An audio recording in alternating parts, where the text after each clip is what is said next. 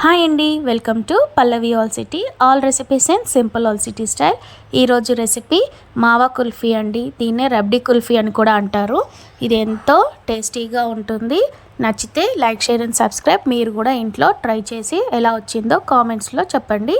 మా పిల్లలు ఈ ఐస్ క్రీమ్ ఎంతో ఇష్టంగా తిన్నారండి. వాళ్ళ ఎక్స్ప్రెషన్స్ ఈ వీడియోలో మీకోసం పెడుతున్నాను, చూడండి. సో ముందుగా ఈ ఐస్ క్రీమ్ కోసం ఫుల్ ఫ్యాట్ క్రీమ్ మిల్క్ని తీసుకున్నాను, అది కూడా 1/2 లీటరు. స్టవ్ పైన నాన్ స్టిక్ కడాయి పెట్టేసి ఈ పాలను అందులో వేసేసి ఒక పొంగు వచ్చే వరకు వేడి చేసుకోవాలి. అది కూడా మీడియం ఫ్లేమ్లోనే, హై ఫ్లేమ్లో చేయొద్దు. ఈ ఐస్ క్రీమ్ మొత్తం ప్రొసీజర్ కూడా మీడియం ఫ్లేమ్లోనే చేసుకోవాలి. ఇప్పుడు ఇది కూడా ఒక పొంగు వచ్చేంత వరకు కలుపుకున్నాక పచ్చికోవానండి 100 గ్రాములంత తీసుకున్నాను నేను. ఇది కూడా వేసి పాలల్లో కలిసిపోయే విధంగా అడుగంటకుండా స్లోగా కలుపుతూనే ఉండాలి. ఇది మొత్తం పాలల్లో కలిసిపోయి ఒక పొంగేంత వరకు కలుపుతూనే ఉండాలి.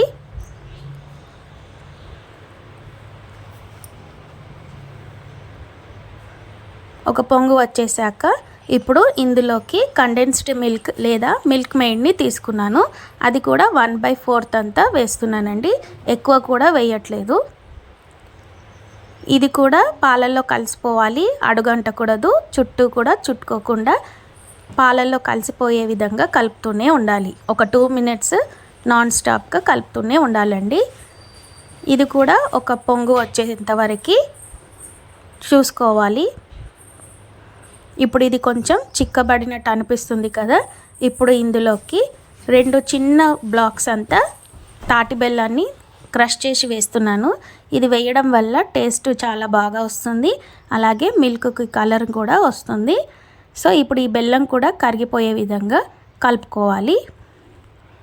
ఇప్పుడు ఇది వేడెక్కుతున్నప్పుడు మనము ఒక 5-6 జీడిపప్పుల్ని అలాగే 5-6 బాదం పప్పుల్ని క్రష్ చేసుకొని మిక్సీ జార్లో వేసి 3 టీ స్పూన్లంతా గోరువెచ్చని పాలు వేసి గ్రైండ్ చేసుకోవాలి.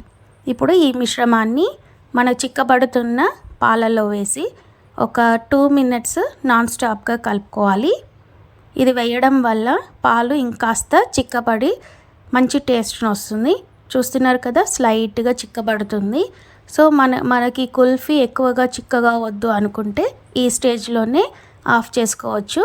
లేదు మనకి కొంచెం మలై అంటే ఇట్లా పలుకులుగా రావాలి అనుకుంటే ఇంకొక పొంగు వచ్చేంత వరకు పెట్టుకోవాలి. ఇంకాస్త ఇది చిక్కబడాక స్టవ్ ఆఫ్ చేసుకొని బాగా ఒక్కసారి కలియబెట్టుకోవాలి. చుట్టూరా కలియబెట్టేసుకొని మనం ఏ షేప్లో అయితే ఐస్ క్రీమ్ చేసుకోవాలనుకుంటున్నామో ఆ మౌల్డ్స్ లోపలికి ఈ క్రీమ్ని ట్రాన్స్ఫర్ చేసుకోవడమే.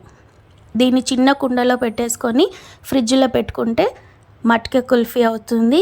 అదే దీన్ని చిల్డ్గా ఐసింగ్తో సర్వ్ చేసుకుంటే రబ్డీ అవుతుంది. మనం ఎలా సర్వ్ చేసుకుంటే అలా అండి. మూడిటికి సేమ్ ప్రొసీజర్ ఇదే ఉంటుంది, సింపుల్గా చేసుకోవచ్చు. కాకపోతే కోవా, ఈ కండెన్స్డ్ మిల్క్ ఉండడమే అవసరం. సో ఇప్పుడు ఈ గ్లాసెస్లోకి వేసేసాక ఐస్ క్రీమ్ స్టిక్స్ని పెట్టేసి సిల్వర్ ఫాయిల్తోని కవర్ చేసి రబ్బర్ బ్యాండ్ పెట్టేసి కవరింగ్ చేస్తున్నాను నేను. ఇలా అన్నిటికీ చేసేసుకోవాలి.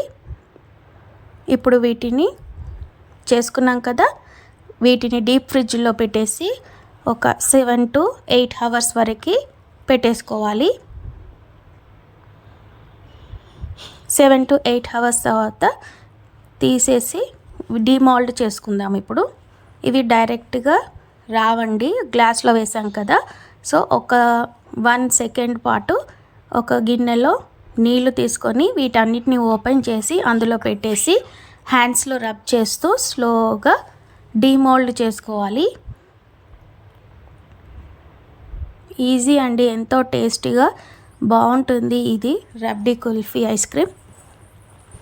ఒకసారి మీరు కూడా ట్రై చేసి చూడండి. ఇంట్లో కోవా లేదు, కండెన్స్డ్ మిల్క్ లేదు అని అనుకునే వాళ్ళు జస్ట్ బాదం జీడిపప్పుతో చేసుకోవచ్చు. కండెన్స్డ్ మిల్క్ బదులు ఓన్లీ చక్కెర లేకపోతే బెల్లంతో కూడా ఇదే ప్రొసీజర్ చేసుకోవచ్చండి. ఇవే కోవా వేయాలి, కండెన్స్డ్ మిల్క్ ఉంటేనే అవుతుంది అనేది ఏమి ఉండదు ఈ ఐస్ క్రీమ్కి. ఎలాగైనా చేసుకోవచ్చు, కానీ టేస్ట్ మాత్రం చాలా బాగుంటుంది. చూసారు కదా ఐస్ క్రీమ్ ఎంత ఈజీగా బయటకు వచ్చేసిందో. చాలా బాగుంటుందండి ఈ టేస్ట్. ఇదే విధంగా మిగతా ఐస్ క్రీమ్స్ అన్నిటిని కూడా తీసేసాను. చూడండి ఎంత బాగా వచ్చినాయో. మా పాప ఆల్రెడీ ఒకటి తీసేసుకొని తినేస్తూనే ఉంది, అంత బాగా నచ్చింది తనకి. సో నచ్చితే మీరు కూడా ట్రై చేయండి. Like, share and subscribe Pallavi old city. Thanks for watching. Bye.